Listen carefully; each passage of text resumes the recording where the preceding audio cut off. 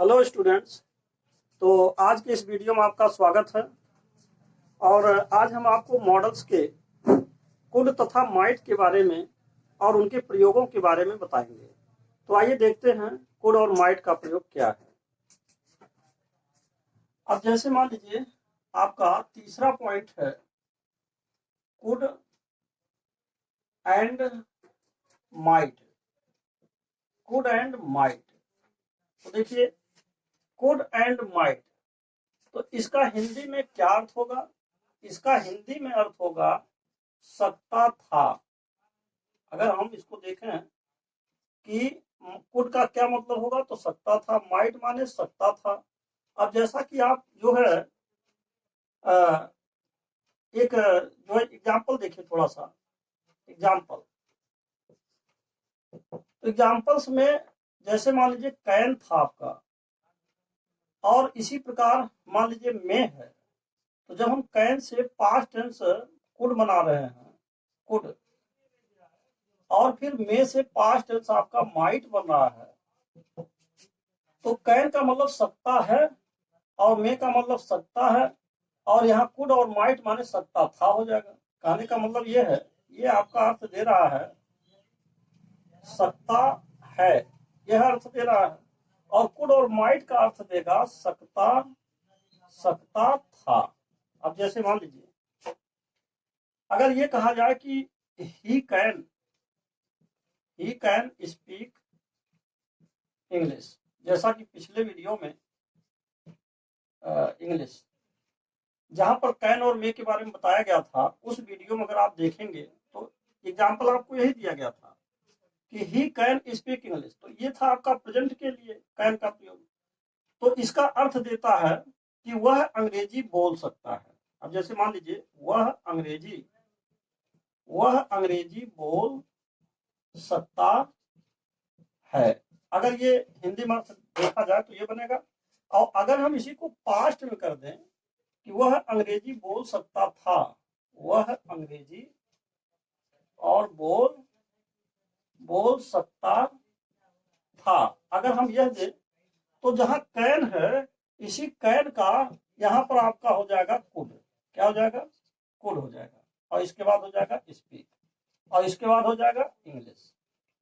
तो यहां पर आपने देखा कैन जो है प्रेजेंट में लगाया गया और इसका पास्ट टेंस आपका कुड हुआ। तो यहाँ पर जो कुड आया अब अर्थ दे रहा है कि वह अंग्रेजी बोल सकता था। तो ये किस टेंस में आ गया? ये आपका आ गया पास्ट टेंस में। तो इसमें जैसे कुड और माइट है, अब माइट की भी बात देख लीजिए। तो ये आपका मान लीजिए पहला उदाहरण था, और दूसरा उदाहरण अगर देखिए उसमें बताया गया था आपको कि ही में एक एग्जांपल दिया गया था कि जैसे इट में, और इसके बाद लिखा गया था रेन और टुडे। यानी इसका अर्थ हो रहा कि आज बारिश हो सकती है, आज बारिश हो सकती है, हो सकती है। तो अगर ये प्रेजेंट टेंस में है, सकती है, तो इसका पास्ट टेंस जब बनाएंगे तो हो जाएगा वह आज बारिश हो सकती है, ये दिया है। और अगर यहाँ कहा जाए कि उस दिन बारिश हो सकती और थी, अगर ऐसे कहा जाए तो यहाँ आप देख रहे हैं पास्ट टेंस। तो जहां पर इट मे रेन टुडे लिखा है, तो यहाँ पर क्या होगा? दैट डे हो जाएगा, और मे का माइट हो जाएगा, और रेन हो जाएगा। या आप ऐसे भी लिख सकते हैं, सबसे बढ़िया होगा किसी तरीके से लिख दीजिए कि इट माइट, सीधे लिख दीजिए इट माइट हो जाएगा, और रेन हो जाएगा, और दैट डे हो जाएगा। उस दिन बारिश हो सकती थी। तो ये आपका जहां में लगना था प्रेजेंट में, यहाँ आपका पास्ट में माइट हो गया। तो ये था आपका कुड, और मे के स्थान पर यहाँ पर आपका माइट हो गया। तो ये हो गया आपका माइट। तो अब हमको ये देखना है कि इसकी तुलना नहीं करनी है। आपका दो उदाहरण सामने आया, एक तरह से परिचय के रूप में हो गया कि कैन का कुड कैसे बना, मे का माइट कैसे बना, और ये अर्थ क्या दे रहा। तो अब क्लियर हो गया होगा कि जहां पर भी कुड या माइट आएंगे उसका अर्थ देगा सकता था, ये अर्थ देगा। इस आधार पर आपका ये दो उदाहरण हो गया जो यहाँ पर दिया गया है।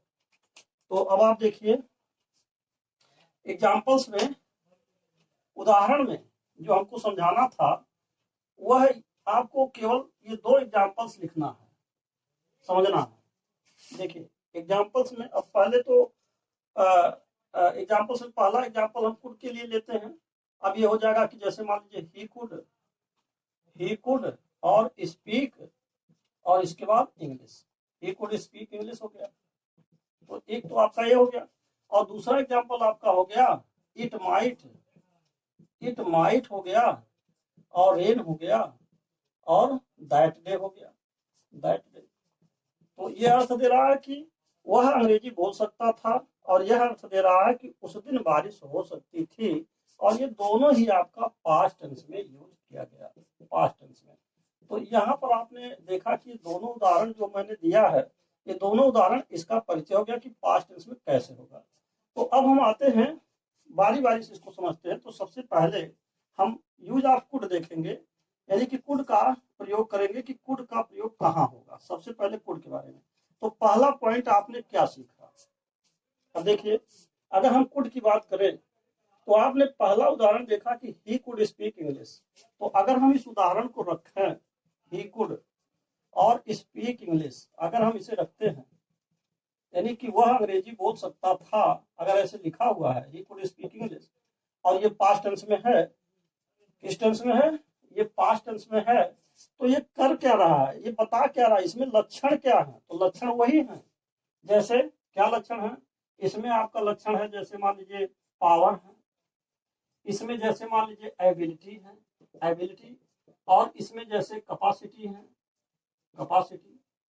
जैसा कि उसमें आपको बताया गया था कि मे का प्रयोग कब करेंगे, सॉरी कैन का प्रयोग कब करेंगे, तो कैन का प्रयोग पावर आने पर, एबिलिटी आने पर, कैपेसिटी आने पर करते थे। तो यहाँ पास्ट टेंस के लिए भी यही प्रयोग होगा, लक्षण आपका यही होगा, लेकिन ये पास्ट टेंस में यूज हो रहा, मेन पॉइंट है पास्ट टेंस।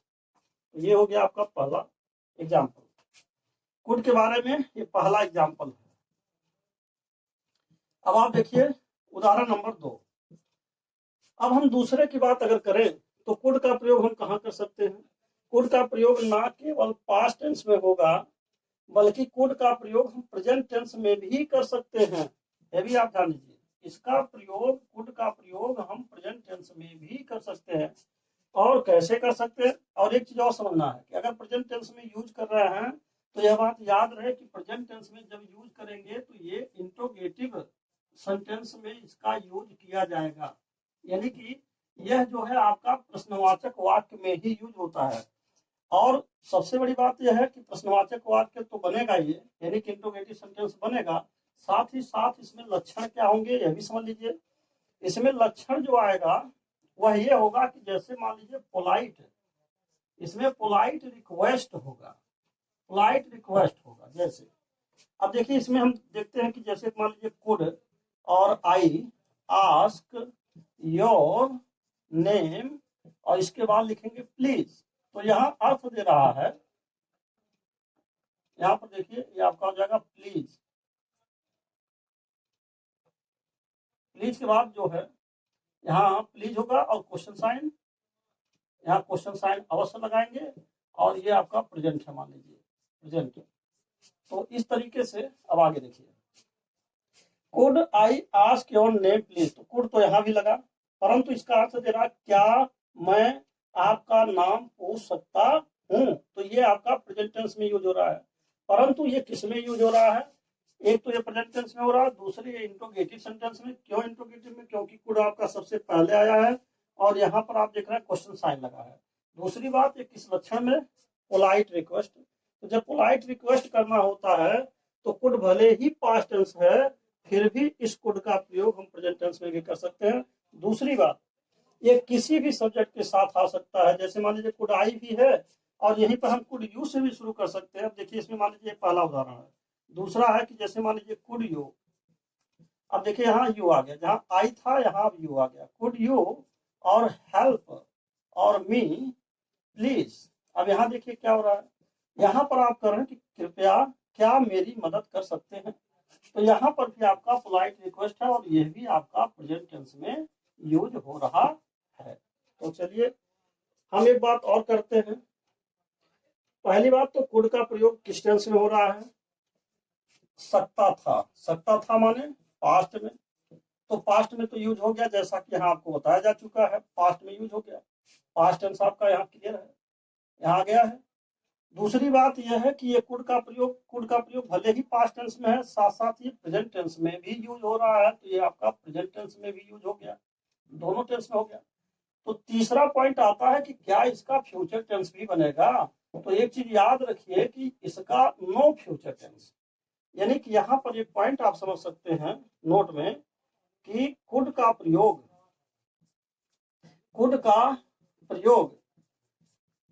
फ्यूचर टेंस में नहीं होगा, फ्यूचर टेंस में नहीं होता है। ये चीज आपको समझना था कि फ्यूचर टेंस अगर आएगा तो हम कुड का प्रयोग नहीं करेंगे, कुड का प्रयोग केवल प्रेजेंट अथवा पास्ट टेंस में कर सकते हैं। और एक उदाहरण मैं और चाहता हूं कि आपको दे दूं कि जैसे मान लीजिए जहां तक सवाल पास्ट टेंस का है, तो ये तो सामान्य उदाहरण था कि कैन का आपने कुड बना दिया शक्ति या सामर्थ्य व्यक्त करने के लिए। अब मैं आपको कुछ उदाहरण और समझा रहा हूं कि कुड का प्रयोग पास्ट टेंस में और कैसे आ सकता है। तो एक उदाहरण आप देखिए, उदाहरण नंबर 3 हम आपको बताएंगे। यहाँ पर आप देखिए उदाहरण नंबर 3,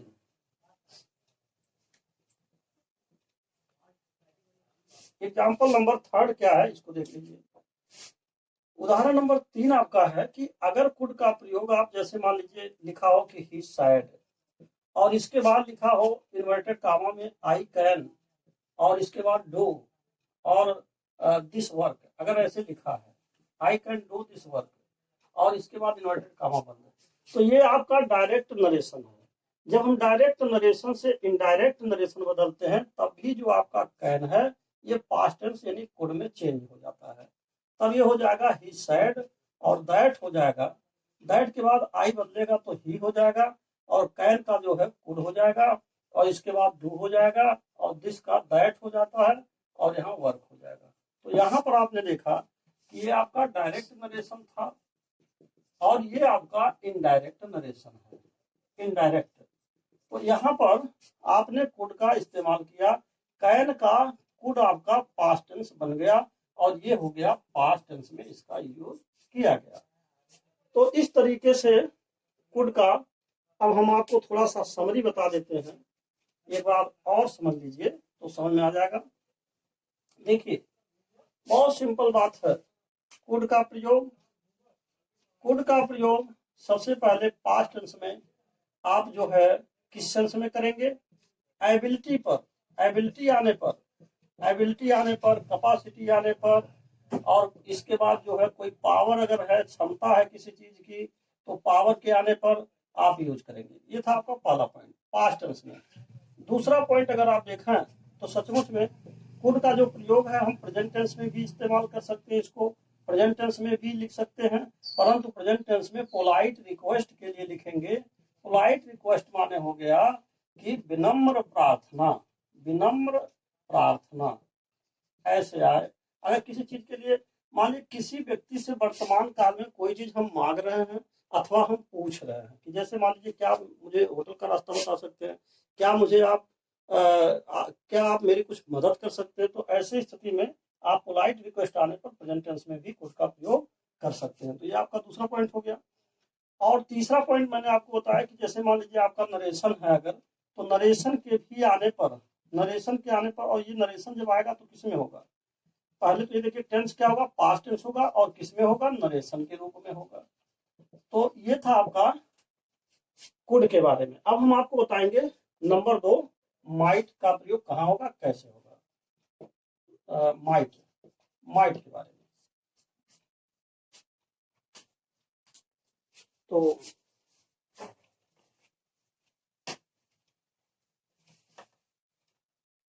तो देखिए अब दूसरा पॉइंट आपका जो है माइट के बारे में है। माइट, तो माइट के लिए जैसा कि हमने बताया था कि अगर कहा जाए, इसमें एग्जांपल्स देखिए, एग्जांपल्स, अब जैसे कहा जाए कि ही में, इट में, पहला एग्जांपल देखिए, पहला एग्जांपल है इट में, इसके बाद rain today, it may rain today, अगर ये लिखा है तो इसका अर्थ हो रहा है कि आज बारिश हो सकती है। यह जो है आपका प्रेजेंट टेंस में आया। मे का प्रयोग प्रेजेंट टेंस में संभावना व्यक्त करने के लिए होता है। तो अब प्रश्न यह है कि जो माइट है, अब इसको अथवा हम माइट भी लिख सकते हैं और ऐसे भी लिख सकते हैं कि इट माइट रेन टुडे, ऐसा भी लिख सकते हैं। तो सबसे बड़ी बात यह है कि ये प्रेजेंट टेंस में यूज हुआ और यह भी आपका प्रेजेंट टेंस में यूज हुआ, भले ही यह देखने में पास्ट टेंस आपका माइट लग रहा हो कि ये पास्ट में है, और जबकि में आपका प्रेजेंट है ये लग रहा हो, लेकिन प्रेजेंट टेंस में दोनों यूज होते हैं। दूसरी बात यह है कि अब इन दोनों में अंतर क्या है। तो जैसा कि अंतर हम बता भी चुके हैं, फिर भी आप इसको देख लीजिए कि मे का प्रयोग वहां हम करेंगे जहां पर आपका 50% चांस है, यानी कि संभावना अगर आपकी 50% है, अगर मान लीजिए कोई पॉसिबिलिटी है, पॉसिबिलिटी, और यह पॉसिबिलिटी जो आपका है, पॉसिबिलिटी यह कितना परसेंट है, 50%। तो अगर 50% पॉसिबिलिटी है तब तो हम कहेंगे, तब हम मे का प्रयोग कर सकते हैं। और यदि मान लीजिए 30% है या उससे भी कम है, 20% है, 10% है, अगर ऐसे हैं तो इसके पॉसिबिलिटी आपका जो आ रहा है पॉसिबिलिटी, तो अगर आपका 30% पॉसिबिलिटी है, 20% पॉसिबिलिटी है, 10% पॉसिबिलिटी है, यानी कि इससे कुछ कम है, कम की संभावना है, तो ऐसे स्थिति में हम माइट लगा सकते हैं। तो यहाँ पर आपने देखा कि माइट का जो पहला जो प्रयोग है, नंबर 1, वह प्रेजेंट टेंस में आपका हुआ, प्रेजेंट टेंस में। दूसरी बात यह है, एक एग्जांपल और आप देखिए, अगर मैं यह कहूं कि जैसे मान लीजिए कि ही और इसके बाद माइट, ही माइट, अगर ऐसे कहा जाए, ही माइट और इसके बाद कम, ही माइट कम टुडे, तो यहां पर भी यही बात हो रही कि वह आज आ सकता है। तो ये आपका प्रेजेंट टेंस के लिए पॉसिबिलिटी हुआ, ये उदाहरण नंबर 2 हुआ। तो एक चीज यह है कि जो माइट का प्रयोग है वह पॉसिबिलिटी के लिए यूज होगा, और पॉसिबिलिटी बहुत कम हो यानी कम की संभावना हो उसके लिए यूज होता है। और दूसरी बात यह है कि यह प्रेजेंट टेंस में यूज हो रहा है, और इसके साथ साथ यह माइट का प्रयोग हम फ्यूचर टेंस में भी यूज कर सकते हैं। जैसे मान लीजिए अगर फ्यूचर टेंस की बात करें कि जैसे मान लीजिए यहाँ लिखा जाए कि ही माइट, और इसके बाद लिखा जाए कम, और इसके बाद लिखा जाए टुमारो। अब देखिए, अब इसका क्या अर्थ हो रहा है, यानी कि वह कल आ सकता है, तो वह कल आ सकता है, यानी कि टुमारो यानी कल आ सकता है, तो फ्यूचर के लिए। तो जो आपका माइट का प्रयोग है, यहाँ फिर से समझ लीजिए, जो माइट का प्रयोग है ये प्रेजेंट टेंस में, और साथ साथ जो है आपका फ्यूचर टेंस में, और दोनों ही टेंस में किसके लिए यूज हो रहा है, ये दोनों ही टेंस में पॉसिबिलिटी के लिए यूज हो रहा है, पॉसिबिलिटी इसके लिए यूज हो रहा है। ये सबसे महत्वपूर्ण बात है, ये पहला पॉइंट इसमें शामिल है। एक चीज और समझना है कि माइट का जो प्रयोग है, अब जैसे अगर हम यह लिखें, एक चीज और देखिए, अगर हम इस उदाहरण को लें कि जैसे मान लीजिए इट माइट रेन टुडे, आज बारिश हो सकती है, अगर हम इसको लेते हैं तो ये प्रेजेंट टेंस में है। और अगर ये कहा जाए कि उस दिन बारिश हो सकती थी, अगर कम संभावना की बात हो, तो इसी को हम पास्ट टेंस भी मान सकते हैं। जैसे मान लीजिए अगर कहा जाए इट माइट और रेन लिखा जाए, और टुडे के बजाय दैट डे लिख दे, यहाँ पर दैट डे लिख दें, दैट डे, तो अगर टुडे है तब तो ये प्रेजेंट टेंस के लिए है, लेकिन अगर दैट डे है तो ये आपका पास्ट टेंस के लिए आ जा रहा है। तो यहाँ पर आपका पास्ट टेंस के लिए भी ये जो माइट का प्रयोग है आंशिक रूप से यूज हो जा रहा है। तो कुल मिलाकर के आप ये कह सकते हैं प्रेजेंट टेंस, फ्यूचर टेंस और पास्ट टेंस, तीनों को जोड़ सकते हैं इसमें। पास्ट टेंस तीनों के लिए आप जो है पॉसिबिलिटी आने पर माइट का प्रयोग कर सकते हैं, लेकिन एक चीज यह ध्यान देना है कि माइट से ज्यादा शक्तिशाली, स्ट्रांगर आपका मे है। और अगर आप मे लगा दिए तो समझिए कि संभावनाएं 50% है, और अगर 50% से कम संभावनाएं हैं तो आप माइट का यूज कर सकते हैं, चाहे वो टेंस प्रेजेंट हो, चाहे टेंस पास्ट हो, चाहे वो फ्यूचर हो। तो ये था आपका एक पहला पॉइंट। अब हम आपको दूसरा पॉइंट के बारे में समझाएंगे। दूसरा देख लीजिए, नंबर 2 पॉइंट देखिए। देखिए एक बात और है, यहाँ पर फिर वही बात आ जाती है कि जैसे अगर कोई पर्पज की बात आए। अब देखिए पर्पज, पर्पज तो पर्पज में जिसको आप उद्देश्य कह सकते हैं, उद्देश्य में भी हम इसका प्रयोग कर सकते हैं। किसका प्रयोग, यानी कि दोनों, एक तो आपका जो है मे भी यूज हो सकता है और साथ साथ आपका माइट भी यूज हो सकता है। अब इसके बारे में जरा देखिए, 2 उदाहरण। अब इसमें आप जो है एग्जाम्पल नंबर 2 और इसमें पहला आप देखिए क्या है, दूसरे में फर्स्ट, ये आपका फर्स्ट होगा।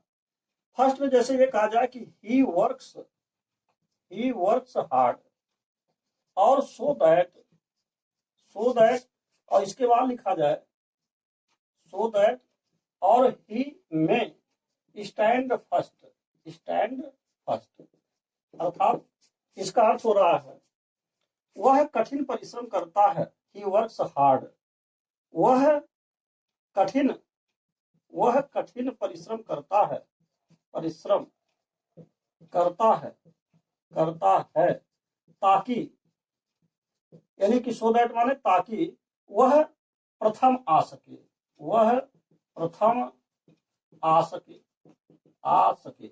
तो ये तो आप देख रहे हैं यहाँ पर आपका जो मे आ रहा है दूसरे वाक्यांश में, तो ये मे जो है प्रेजेंट को शो कर रहा है। और अगर हम इसे पास्ट टेंस में शो करना हो तो ये जो पहला वाक्यांश है अगर ये प्रेजेंट टेंस होगा, देखिए अगर पहला वाक्यांश, ऐसे वाक्यों में 2 वाक्य हैं, पहला वाक्य अगर प्रेजेंट टेंस में है तो आपका दूसरा भी प्रेजेंट में होगा और दूसरा प्रेजेंट में मे लगाना होगा, ये बात है। और यदि ये पास्ट टेंस हो जाए, अब देखिए दूसरा उदाहरण, अगर वर्क्स के बजाय ही वर्कड हार्ड लिख दें, इसको पास्ट टेंस में कर दिया जाए, ये आपका प्रेजेंट इंडेफिनिट में है और ये पास्ट इंडेफिनिट में कर दिया जाए, तो सो दैट के बाद क्या लिखेंगे, अब ये हो जाएगा ही और मे के स्थान पर यहाँ पर आपका माइट हो जाएगा और इसके बाद स्टैंड हो जाएगा और फर्स्ट हो जाएगा। तो इस तरीके से आपने देखा यहाँ पर भी माइट का प्रयोग हो गया। तो किसके लिए हुआ, ये आपका पर्पज के लिए हुआ, यह चीज आपको ध्यान देना है। उद्देश्य के आने पर भी माइट का प्रयोग किया जाता है। तो यहाँ दोनों आप ले सकते हैं, हालांकि ये आपका प्रेजेंट टेंस के लिए है, ये मे के पक्ष में है, लेकिन ये पास्ट टेंस के लिए है। तो चूंकि उद्देश्य के लिए है इसलिए हमने दोनों उदाहरण आपको दे दिया। तो यहाँ पर आपको पर्पज के लिए समझना है। तो ये था आपका पर्पज के लिए, ये था माइट के बारे में दूसरे नंबर का प्रयोग। तो अब पहला तो आपका हो गया माइट का किसके लिए हुआ था, संभावना के लिए, और दूसरा आपका हो गया जो पर्पज के लिए है जो आपके सामने है। तीसरा आप जो गेस या अनुमान के लिए भी कर सकते हैं। तो उदाहरण नंबर 3 देख लीजिए, एक अनुमान का भी उदाहरण आपको दे देते हैं। उदाहरण नंबर 3, चलिए इसको भी देख लीजिए। एग्जाम्पल नंबर 3 में पहला उदाहरण, अगर कहा जाए कि शी माइट बी और 16, शी माइट बी 16, इसका अर्थ हो रहा है कि वह 16 वर्ष की होगी। शी माइट बी 16, तो यहाँ जो माइट आया ना, ये आपका गेस है, यानी कि अनुमान है या इसमें संकल्पना कह सकते हैं। तो इस तरीके से आप यहाँ लगा सकते हैं किसी के गेस होने पर, या पॉसिबिलिटी भी कह सकते हैं इसको, संभावना के लिए। और आप सबसे बड़ी बात यह भी है कि वही चीज यहाँ पर भी लागू होती है कि अगर आपने मे लगा दिया, मान लीजिए अगर आप इस प्रकार लिखते हैं कि सी और मे लिखते हैं और बी लिखते हैं 16, तो इसमें क्या अंतर आएगा, अब जरा इसको समझ लीजिए। अगर मे भी 16 लिख रहे हैं तो इसमें 50% चांस है, और यदि माइट भी 16 लिख रहे हैं तो थोड़ा सा कम चांसेस है। तो इस तरीके से हम इसका इस्तेमाल कर सकते हैं, इसका प्रयोग कर सकते हैं गेस के लिए, अनुमान के लिए। तो माइट का प्रयोग आपका अनुमान के लिए भी होता है। तो देखिए तीसरा आपका इस तरीके से था। और एक एग्जाम्पल लास्ट में आपको मैं और बताऊंगा, चौथा नंबर है इनडायरेक्ट को लेकर के। तो अब देखिए जैसे मान लीजिए इसमें भी बात वही आती है कि अगर हम चौथे में देखें कि जैसे मान लीजिए कहा जाए ही सैड, और फिर इन्वर्टेड कामा में कहा जाए कि सी, और इसके बाद लिखा जाए में, सी में पास और इसके बाद दिस ईयर, अगर ऐसे लिखा जाए तो यहाँ पर आप देख रहे हैं कि इसका अर्थ हो रहा है कि उसने कहा और वह इस साल पास हो सकती है। तो ये आपका जो है इनडायरेक्ट, ये आपका डायरेक्ट नरेशन है, डायरेक्ट। और इसको आपको जब इनडायरेक्ट में चेंज करेंगे, इनडायरेक्ट में बदलेंगे तो क्या हो जाएगा, यही मे का पास्ट हो जाएगा माइट, यानी इसी मे को हम माइट में चेंज कर देंगे। तो ये हो जाएगा ही सेड, और इसके बाद दैट हो जाएगा, और फिर लिख देंगे सी, और मे का हो जाएगा माइट, और माइट के बाद लिख देंगे पास, और दिस का बदल दिया जाता है दैट, और इसके बाद ईयर हो जाएगा। तो इस तरीके से आपका ये इनडायरेक्ट में चेंज हो गया। तो इनडायरेक्ट में भी आपका माइट हो गया। देखिए कुल मिला करके जो आपका माइट है ना, ये जो माइट है, इस तरीके से हमने जो एग्जाम्पल्स आपको दिया, जैसे मान लीजिए जो आपका पहला एग्जाम्पल था पॉसिबिलिटी के लिए, फिर यहाँ आप देख रहे हैं यहाँ पर्पज के लिए है, फिर आप देख रहे हैं कि जो नरेशन के लिए है, यहाँ गेस या अनुमान के लिए है। पॉसिबिलिटी में आपका दो तरीके से प्रेजेंट अथवा फ्यूचर में होगा। तो ये था इसके प्रयोग। तो अब ये वीडियो यहीं पर समाप्त होता है, और आपने इसे देखा इसके लिए बहुत बहुत धन्यवाद।